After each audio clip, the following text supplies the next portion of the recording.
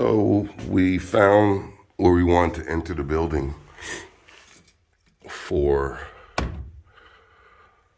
the natural gas feed.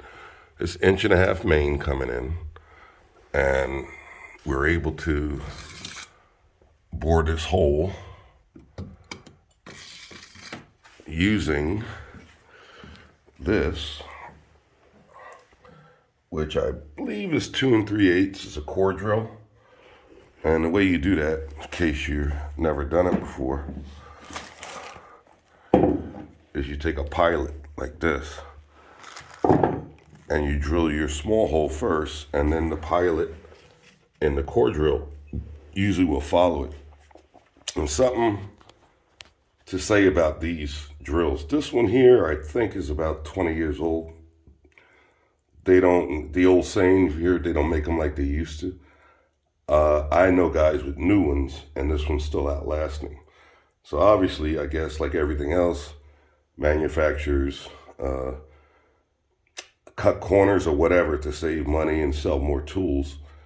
But most of the ones in stock we have are in the 20-year range.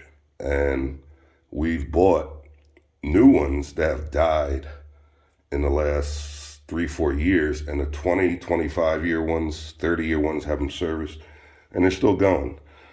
So that gives you an idea of, speaking on old tools and things that work.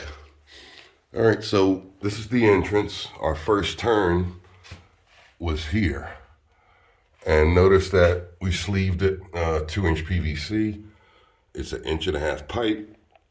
And the idea is to try to stay as close to the wall as we can so that the pipe is kind of not in the middle of the room. So if I go over here, you can see where that first turn comes through there.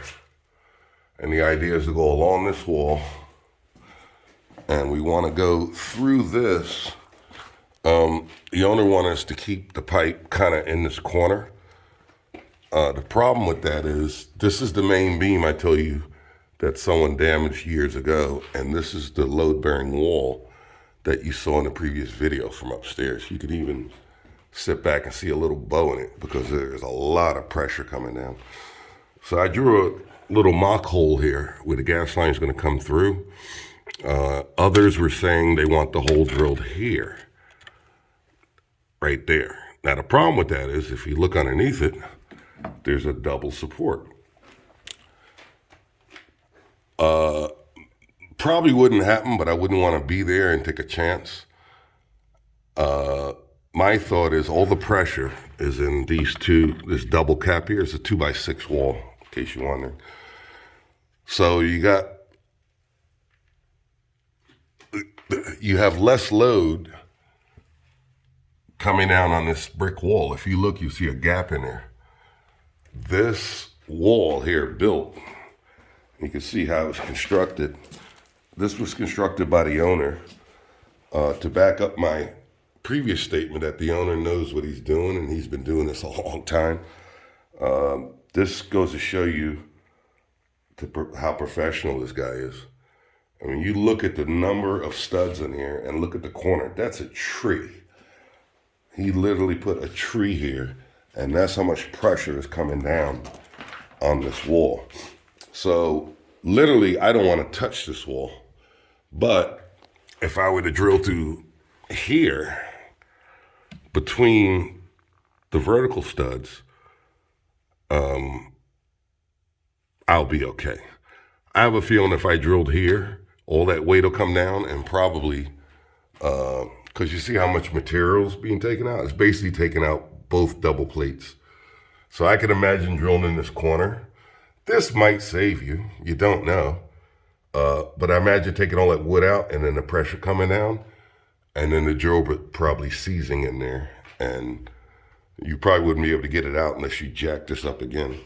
So I'm not going to take that chance. And also, being in the corner here, to have the pipe dead tight to the corner is not good because you can't turn it with the pipe wrench. So you got to come out and give some room to get the wrench around it. So that's one deal. There's 1, 2, 3, 4, 5 beams to go through. Actually, 6 before I'm going to make my turn to go this way. Right there will be the Navions. It's an 1.5-inch pipe. Here it is. So there's no way I'm going to get an 1.5-inch pipe through 6 beams. Even if I were to 45 up here and start drilling, and then 45 back down over here, it won't work. You're not going to get an iron pipe through 6 beams. The only way that would work, and I've done it before, 6. This is number 6, 7. Wouldn't help me here because the HVAC guys blocked off access. But I've actually drilled beams 10, 12 right out through the side of the house and then slide the pipe in. I've had to do that. In this case, we're not going to do that. There's enough structural work. And here again, you can see this is the same wall. Look at all those 2x6. Here's another tree. So you can imagine the pressure that this load-bearing wall is under.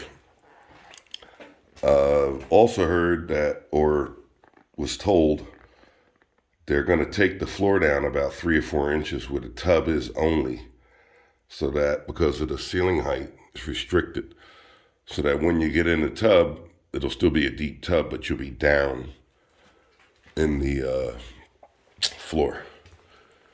And if we go back here, here's our thread rig setup. This is the new pipe coming in from the outside. You see it's galvanized. First turn, main valve for the whole house right there. This first T is going to feed the kitchen,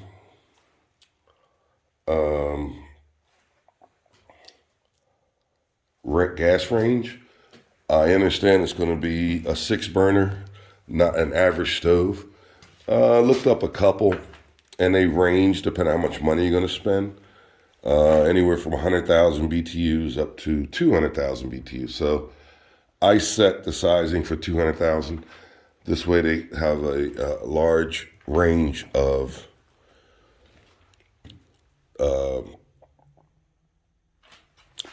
a large selection of gas ranges they can use.